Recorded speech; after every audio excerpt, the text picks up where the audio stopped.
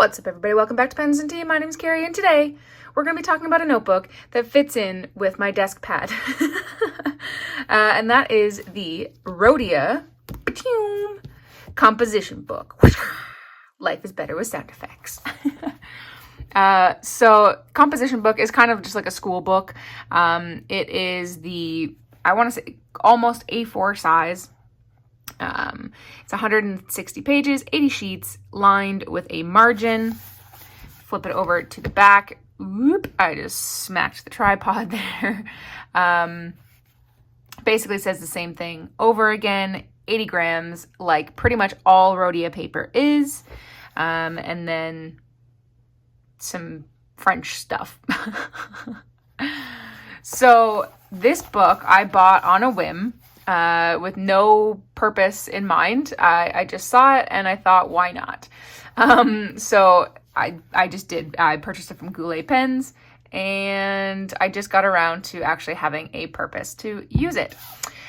So it is glued binding here with sort of like a material glue here. It is starting to peel at the end, but I was pretty harsh on this.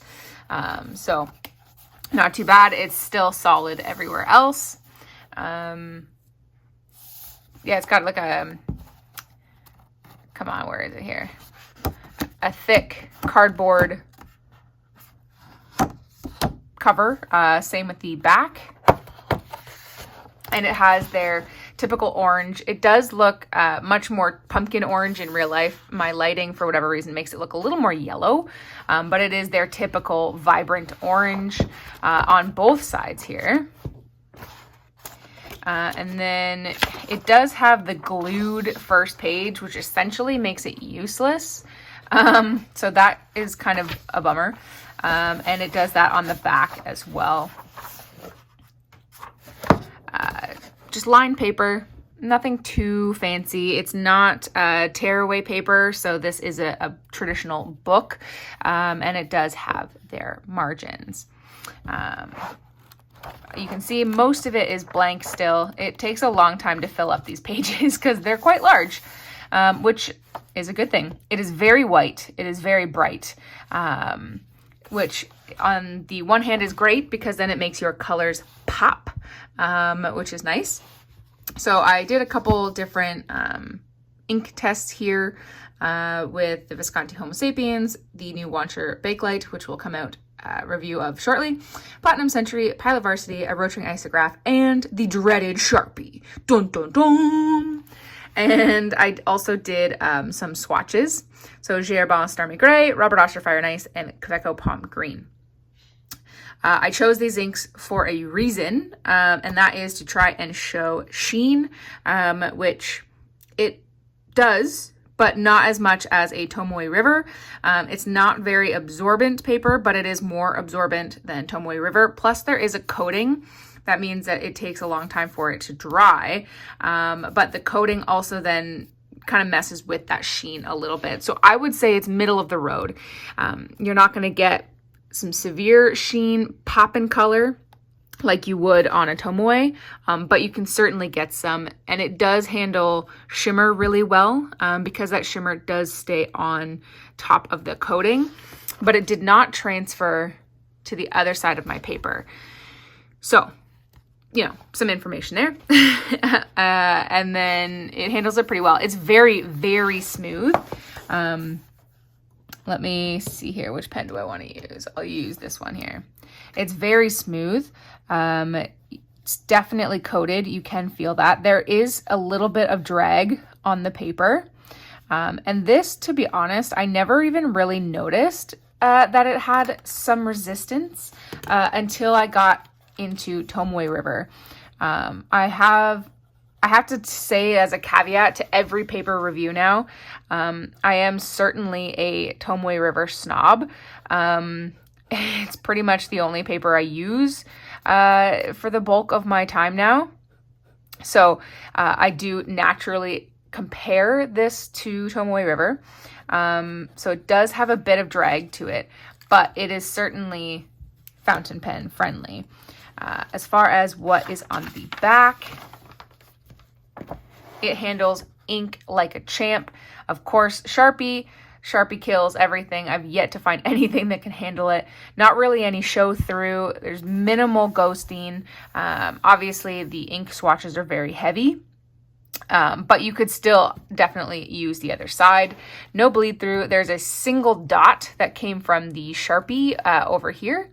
But I don't hold that against it because, like I said, Sharpie is just a beast of a pen to be able to get through. The other pages of the notebook I used for school, which I can probably show you the content of, but it is a Ontario-based program for health and safety, so I'm not going to show it just in case. But I pretty much wrote everything with my Platinum Century 3776 on both sides, had no issue with it. I forget the price, so I'll put it on the screen somewhere, but I don't remember it being too extraordinary. I would say that this is a really good book. I actually like it quite a bit. It does lie flat. I mean, it holds itself up a little bit here, but that's because there's not much weight holding it down. I haven't cracked the spine, but when you do, it does lie pretty flat. This side will puff a little bit, but it's still usable. It's not as super flat as like some like leather-bound notebooks that I have are. What happened with my lighting? Wow. Let me see if I can't bring that back. But it's still pretty solid. I would absolutely recommend that you check this out, especially if you are, you know, in the market for like a composition style notebook.